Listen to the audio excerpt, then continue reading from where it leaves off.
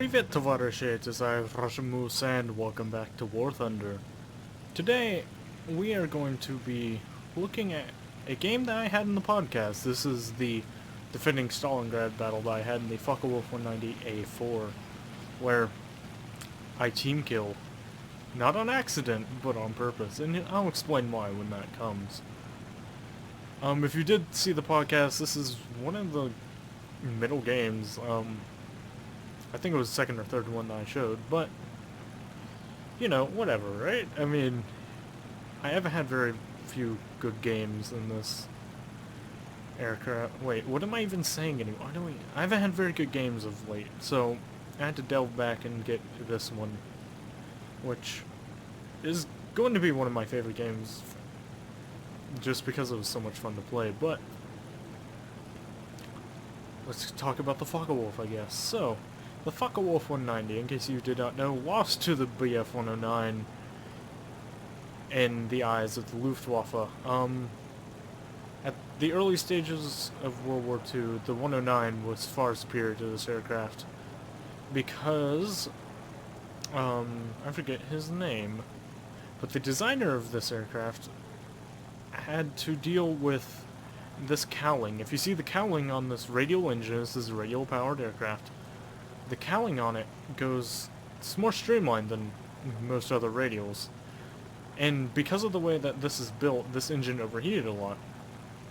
And you can't really see it right now.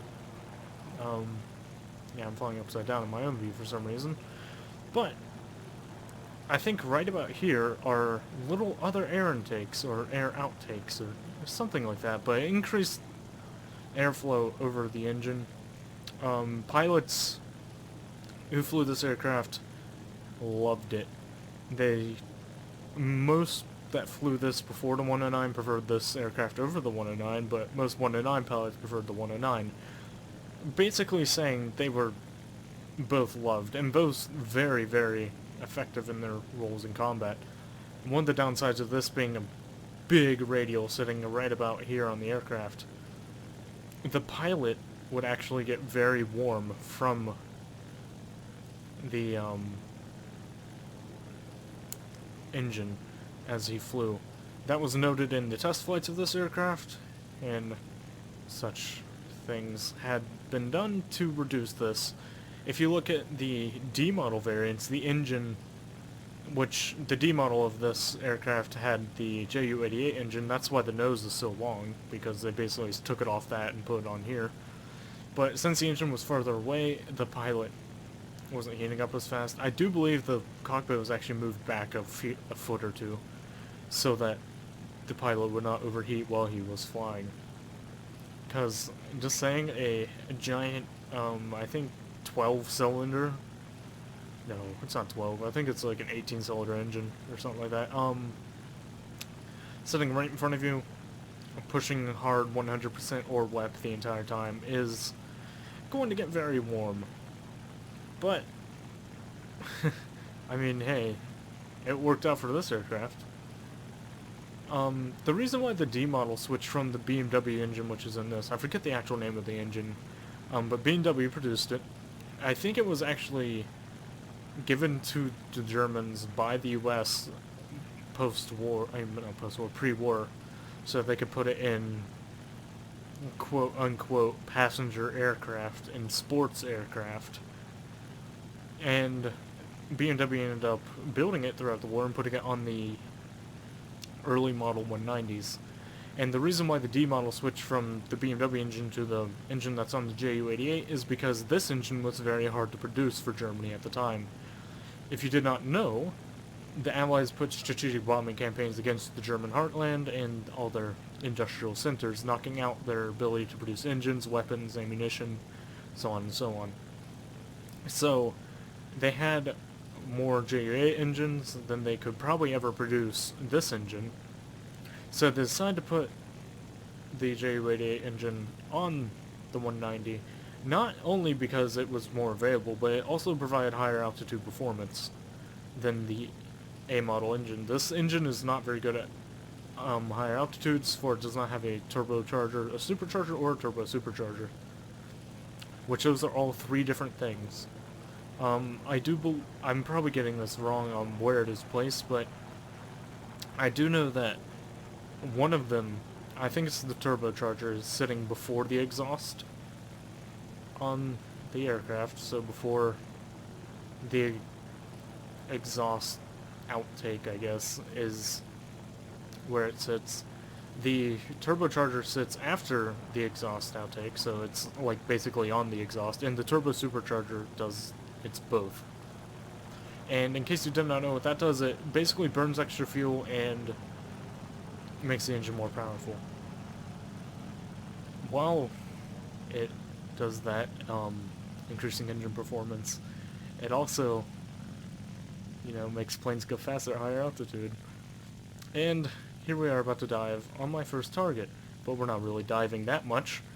He tries to turn around and go for head-on. He figures out that I'm an A4, which I have 4 cannons, so he quickly ducks under this and gets out of the way. The FW190 A4 is equipped with 2 MGFF cannons and 2 MG151s. The MGFFs are basically Oerlikons. If you don't know what the Oerlikon is, I think it's a Swiss-made gun that was sold to both sides of the war. Germany built their own, the MGFFs. They only hold 6 rounds of ammunition, and they sold them to England, which the early Hispano... Well, actually, the Hispano itself is based on the Oerlikon gun. That's why if you look, the Hispano Mark 1s only feed from 60-round drums. The Hispano Mark 2s, people feed from 120-round belts, and the Mark 5 is just the better aircraft version. So, here we are diving on my first target. I do believe I killed this guy, this LA-5, which is historically accurate. This plane, A4, fought these aircraft, and he gets fireballed and exploded by 4 cannons and 2 7.92 machine guns. I don't know the name of the machine guns. They're not MG-17s, I know that. I forget what they're called. And well, they're only rifle caliber. They don't really mean much to us. But here we see the War of Thunder game balancing being very good. See that Yak 3P? He was built in 1945. You see this plane I'm flying? It was built in 1940 or 41. I don't remember the date exactly. But that is a pretty big gap, speaking in terms of how much technology had improved throughout the war. But this guy actually becomes my second kill, and that dude almost hit me. He gave me a heart attack. If you heard in the podcast, I literally interrupted my friends and said, that dude gave me a heart attack while I was playing. But the Focke-Wulf series of aircraft in War Thunder are not dogfighters. They're not really energy fighters either, like the 109s. They are energy fighters. I mean, not energy fighters, boom and zoom aircraft. So, what you do is you boom down, you get a lot of speed in your dive, you boom them, and then use the energy you gain from your dive to zoom away, and that's why it's called boom and zoom. And here we go, my next run. Yak 9K has no chance. He's low energy in the middle of a turn. He cannot get away from this. So he gets fireballed and pilot unconscious, but I'm pretty sure that plane is going to go down anyways.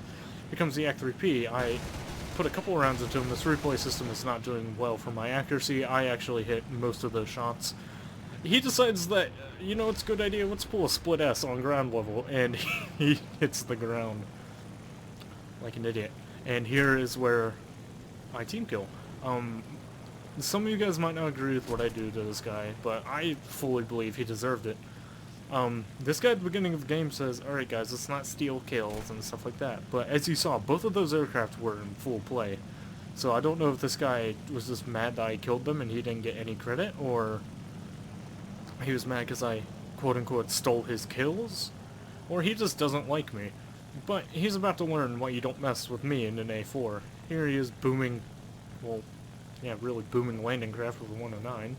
And I'm like, hey, he's 700 meters out. Cannons. Boom. He gets destroyed instantly. And that's not the end of the battle. I was flying straight there typing, that's what you deserve. And that LA-5FN, he was going to die either way. Even if he killed me in that pass, he had 3 other fighters on him. He's going to die. And there, I actually thought more teammates were shooting at me, but they were not. So, that was a fight on Stalingrad in the FW190 A4, getting me 4 kills. Well, I could say 5 kills, 1 friendly, 4 enemy. But, let's just go with what the game says. I got 4 kills. I lost money for team killing, of course, like any other person. Well, like you should in this game. But, I think that pilot deserved it. So, we go back to the hangar and let's look at the results. Take your time. Came top of the leaderboard, 4 kills, 0 deaths, obviously. No kill assist because I killed everything I saw. And almost tripled the enemy leader's score. But that was that battle. So I'd like to thank you all very much for watching. Stay safe out there. Don't get shot in the face, and I'll see you next time.